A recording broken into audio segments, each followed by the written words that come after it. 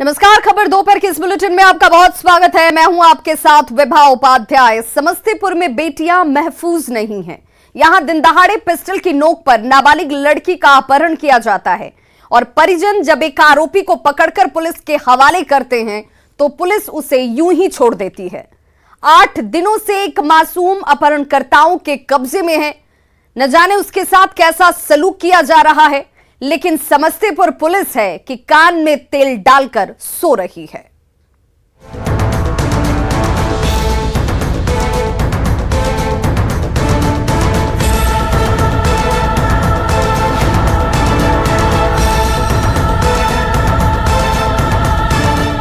तो समस्तीपुर में बेटियों की सुरक्षा भगवान भरोसे है, क्योंकि यहां जनता की सुरक्षा की जिम्मेवारी लेने वाली पुलिस कुंभकर्णी नींद में सो रही है।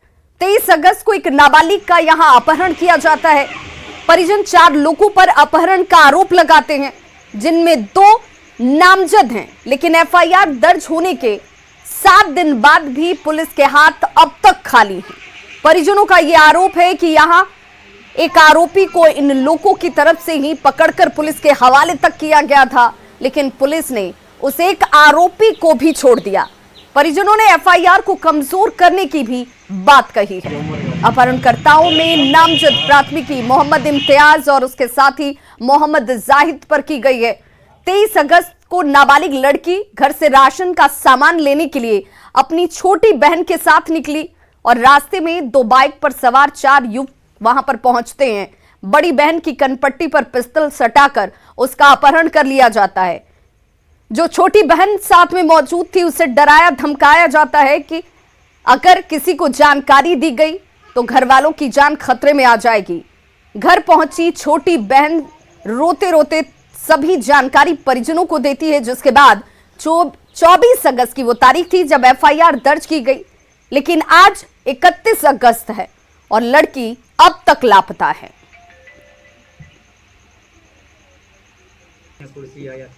सब आदमी के काम ना नहीं, काम एक आदमी करता है। तो देखिए वो एफआईआर की कॉपी जिसमें परिजनों की तरफ से बेटी के अपहरण की जानकारी दी जाती है। 4 लोगों के नाम बताए जाते हैं, 2 नामजद भी एफआईआर दर्ज है, जो तस्वीरें आपके सामने हैं। लेकिन इसके बावजूद पुलिस कुंभकर्णी नींद में सो रही है। कार्रवाई के नाम पर अब तक कुछ नहीं किया गया।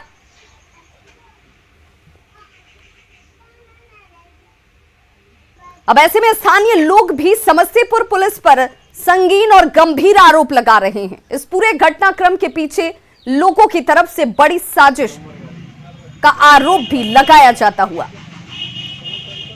तो है। मैं कुछ हद तक अपने स्तर से पता करने पे पता चला है उस मुस्लिम समुदाय के ही लड़के लोग थे और ये बच्ची है, जो बच्ची अंडर एज है, नाबालिग है।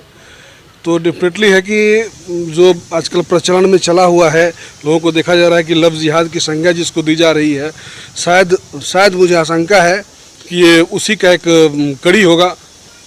अब वो चूँकि इसको वो और दूसरे लड़के लोग थे जो बताया गया कि इसको बस हमको 2 दिन 3 दिन का समय दीजिए, तब तक में 3 दिन का लोग समय दे करके इन लोगों को चुप करा दिया गया और तब तक में तो वो अपना कहीं जहाँ भी इसको भगाने की बात होगी वो चला गया होगा। लेकिन जिस पुलिस को यहां तत्परता दिखानी चाहिए थी वो पुलिस यहां नाकाम नजर आती है। कैमरे के सामने तो पुलिस कुछ भी बोलने से इनकार कर रही है, लेकिन कैमरे के पीछे पुलिस ने यह जरूर कहा कि जांच की जा रही है। संवाददाता मुकेश कुमार से पूरा ये मामला क्या है ये जानते हैं। समस्तीपुर के ताजपुर थाना क्षेत्र के हरिशंकरपुर बघौनी गांव से बीते 23 अगस्त को एक नाबालिग लड़की को अगवा कर लिया गया, जिसके बाद परिवार लगातार बरामदगी की भी पुलिस प्रशासन से गुहार लगा रही है, लेकिन अब तक उसकी बरामदगी नहीं हो पाया है। समाज के लोग इस मामले को लब जिहाद से भी जोड़ करके देख रहे हैं। इस मामले पर जब हम समस्तीपुर सदर डीएसपी का पक्ष जानने के लिए पहुंचे तो उनके द्वारा कैमरे पे बोलने से तो इनकार किया गया, लेकिन ये ज़रूर कहा गया कि बरामदगी के लिए छापेमारी चल रही है और जल्द लड़की को और आरोपी को बरामद किया जाएगा। जो आरोपी है उन्हें गिरफ्तार किया जाएगा। अब देखने वाली बात है कि समस्तीपुर पुलिस इस पूरे मामले में कब तक अपनी कार्रवाई पूरी करती है। Mukesh Kumar, news 18 network, Samastipur. तो आज 8 दिन हो चुके हैं और 8 दिन से नाबालिग लड़की अपहरणकर्ताओं के कब्जे में है और ऐसे में समस्तीपुर पुलिस से कुछ सुलगते सवाल न्यूज 18 पूछता है। 7 दिनों से पुलिस आखिर कर क्या रही है, क्योंकि इस घटना को हुए 23 से लेकर 31 तारीख हो जाती है, लेकिन पुलिस के हाथ खाली हैं। पुलिस के पास नाम है, फिर भी अपहरणकर्ता आजाद कैसे हैं, यह गंभीर सवाल इस वक्त खड़ा होता है। क्या बेटियों की चिंता समस्तीपुर पुलिस को जरा भी नहीं है?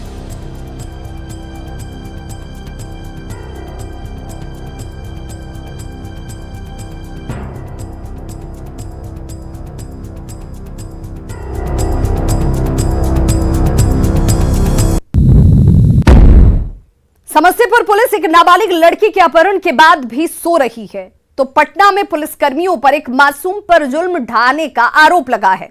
तस्वीर आपके सामने उस मासूम बच्चे की जिसे गर्म चाय से जला दिया गया और यह सब कुछ किया आम जनता की सेवा में तैनात पुलिसकर्मियों ने। घटना पंत भवन के नीचे चाय की दुकान की बताई जा रही है, जहां एक मासूम पर पुलिसकर्मियों ने गर्म चाय फेंक दिया। बताया जा रहा है कि गुटखा और सिगरेट नहीं देने से नाराज पुलिसकर्मियों ने इस मासूम को गर्म चाय से जलाया है और इस घटना में मासूम झुलस गया है, जिसके दोनों पैर जो हैं वो जल चुके हैं। इस वक्त इसका इलाज किया जा रहा है। घटना के बाद से तैनात पुलिसकर्मी हालांकि मौके से फरार बताए जाते हैं। और सहयोगी संजय हमारे साथ इस वक्त ज्यादा जानकारी के साथ ऑनलाइन पर जुड़ गए हैं। संजय, ये कैसी पटना पुलिस है जो कानून व्यवस्था कायम करने के दावे करती है, आम लोगों के अंदर सुरक्षा पैदा करने के दावे करती है और वही मासूम पर इस तरीके से जुल्म ढा रही है? देखिए, बिल्कुल विवाह एक शर्मनाक आरोप है और जो घटनाक्रम है अगर इसमें सच्चाई है तो निश्चित तौर पर पटना पुलिस पर 100 सवाल खड़े हो रहे हैं। और सबसे बड़ी बात है कि जो पीड़ित है और पीड़ित के जो परिजन है वो उन पुलिसकर्मियों को पहचानते भी हैं। उनका कहना है कि एसके पुरी थाना के ये पुलिस वाले हैं और उसी जुरिडिक्शन में चाय की दुकान है हड़ताली मोड़ पे।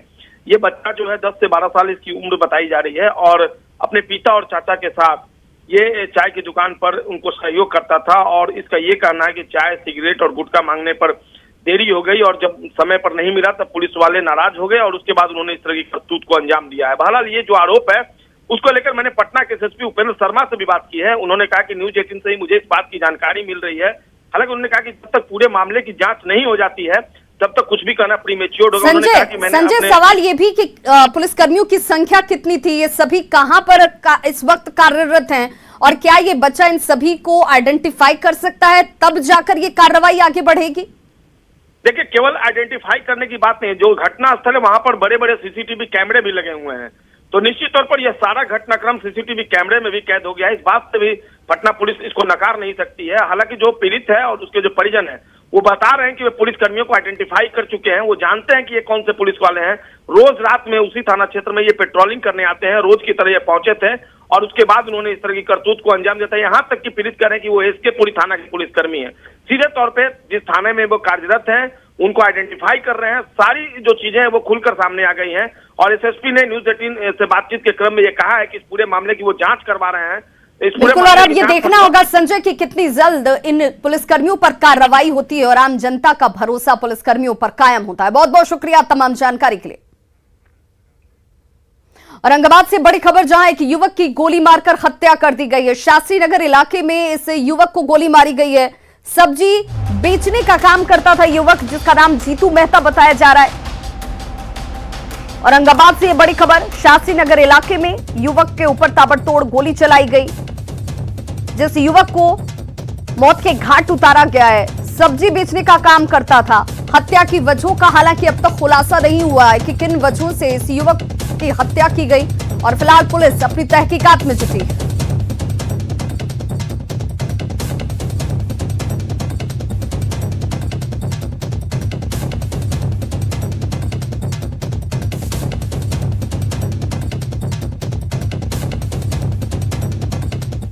मुख्यमंत्री नीतीश कुमार लगातार बाढ़ प्रभावित इलाकों का दौरा कर रहे हैं। सीएम ने आज दरभंगा के कुशेश्वर स्थान और मधुबनी के बाढ़ प्रभावित इलाकों का एरियल सर्वे किया।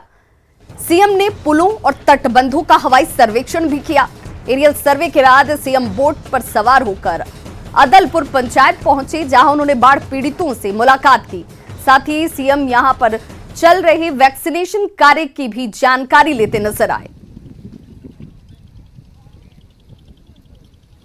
तो दो तस्वीरें आपके टीवी स्क्रीन पर है। पहली तस्वीर उस हवाई सर्वेक्षण की, एरियल व्यू की, जिसमें हालात किस तरीके से यहां पर बने हुए हैं, किन किन इलाकों में इस वक्त ज्यादा गंभीर स्थिति है, जिसका सर्वेक्षण करते हुए, जानकारी लेते हुए नीतीश कुमार। वहीं दूसरी तस्वीर बोट पर सवार होकर उन जगहों तक पहुंचे, उन पीड़ित लोगों तक पहुंचे जो बाढ़ के इस परेशानी में इस वक्त घिरे हुए हैं।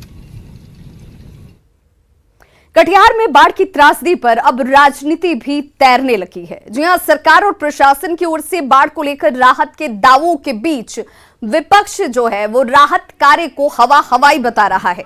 कांग्रेस के राष्ट्रीय महासचिव और पूर्व सांसद तारिक अनवर कटिहार के प्राणपुर पहुंचे और नाव से बाढ़ प्रभावित इलाकों का उन्होंने जायजा लिया। उस दौरान की तस्वीरें आपके सामने, जहां पर गांव-गांव पगडंडियों से होते हुए लोगों तक पहुंचकर हालात को जानने की कोशिश की जाती हुई। राहत कार्यों को हालांकि उन्होंने नाकाफी बताया। निरीक्षण के बाद उन्होंने कहा कि जितनी मदद लोगों को होनी चाहिए वो नहीं की जा रही है।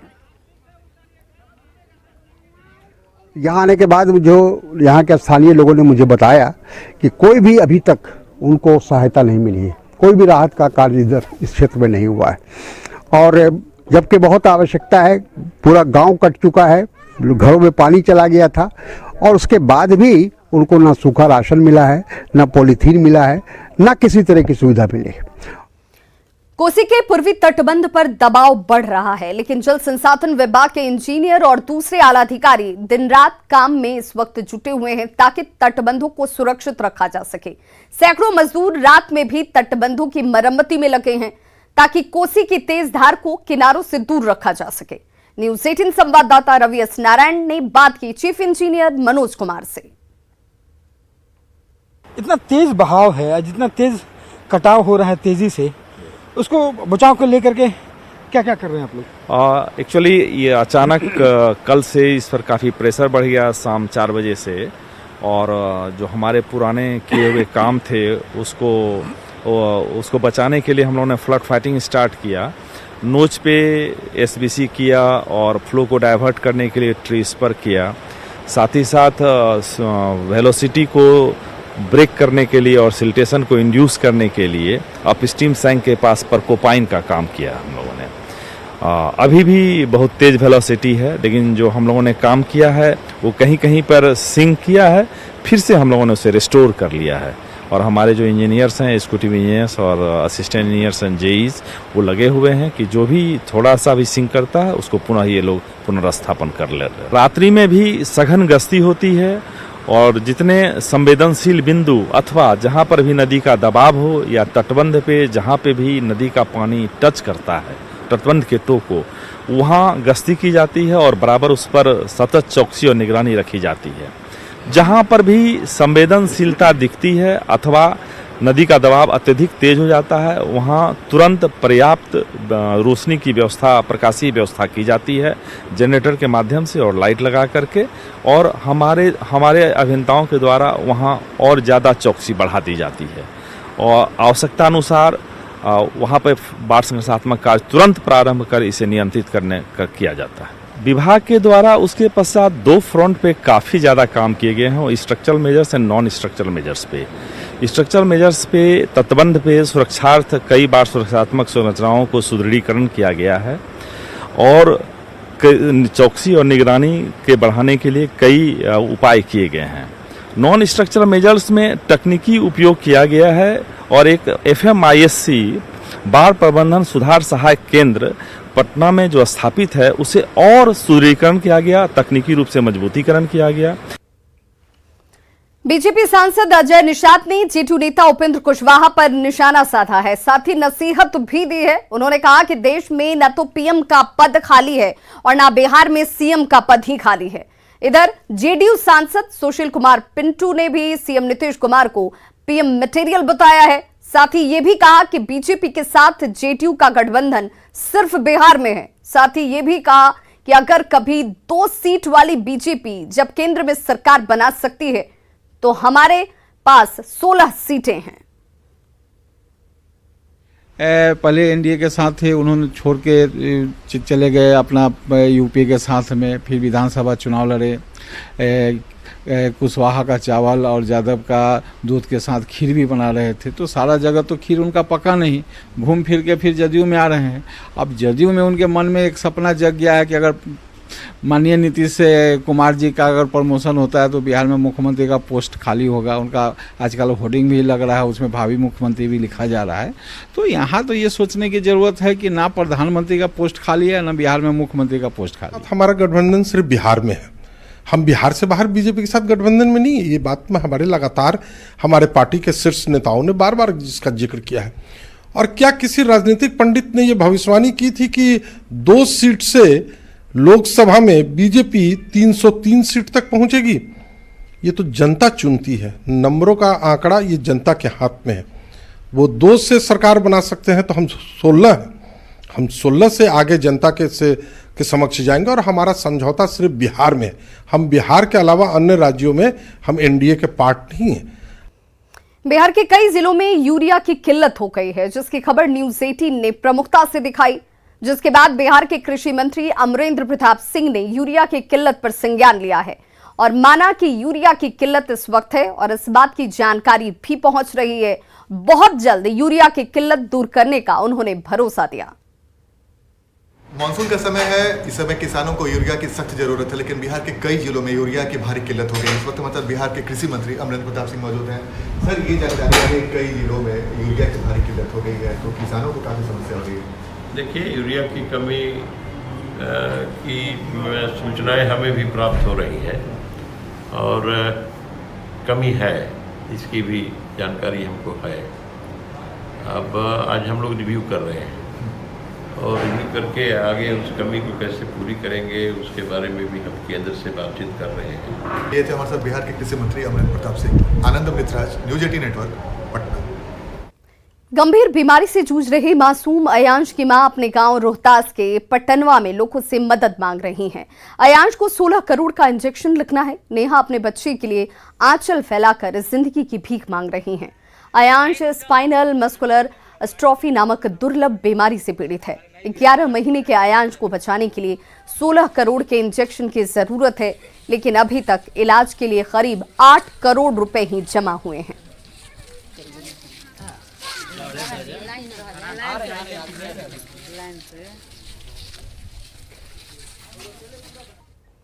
कोरोना वायरस की तीसरी लहर को रोकने के लिए देश में बड़े स्तर पर टीकाकरण अभियान चलाया जा रहा है, लेकिन कुछ लोग अब भी जानकारी के अभाव में टीका नहीं ले पा रहे।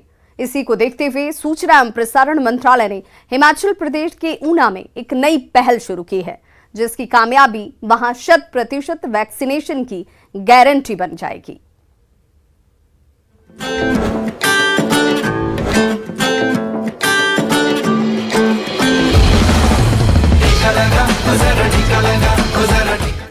हिमाचल प्रदेश के ऊना में वैक्सीनेशन की रफ्तार को और गति देने के लिए सूचना एवं प्रसारण मंत्रालय ने एक नई पहल शुरू की है। इस कार्यक्रम के तहत 18 वर्ष से अधिक आयु वर्ग के जिन नागरिकों को वैक्सीन की डोज नहीं लगाई जा सकी है, उन्हें कवर करने के लिए मंत्रालय ने यहां आउटरीच जागरूकता अभियान के तहत ऊना में एक खास वाहन रवाना किया है। रीजनल अस्पताल ऊना के कैंपस से रवाना किया गया ये वाहन जिले भर में घूम घूम कर लोगों को वैक्सीनेशन के प्रति जागरूक करने का काम करेगा।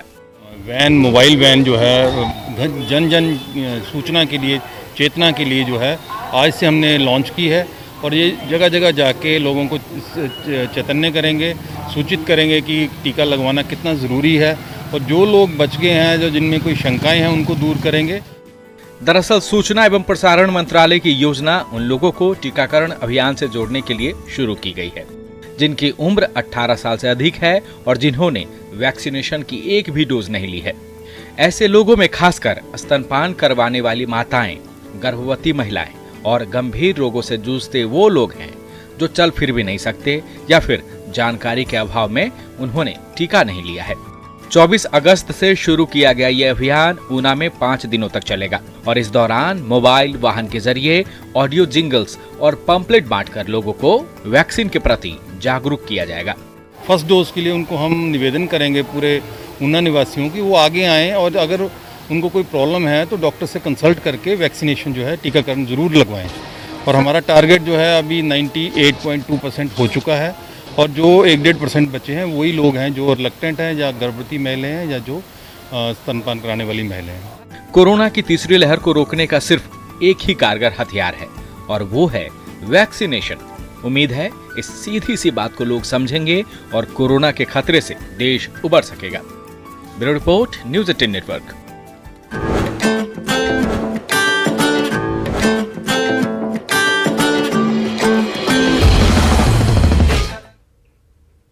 तो खबरों का सिलसिला लगातार जारी है। आप देखते रहिए न्यूज़ 18 बिहार झारखंड।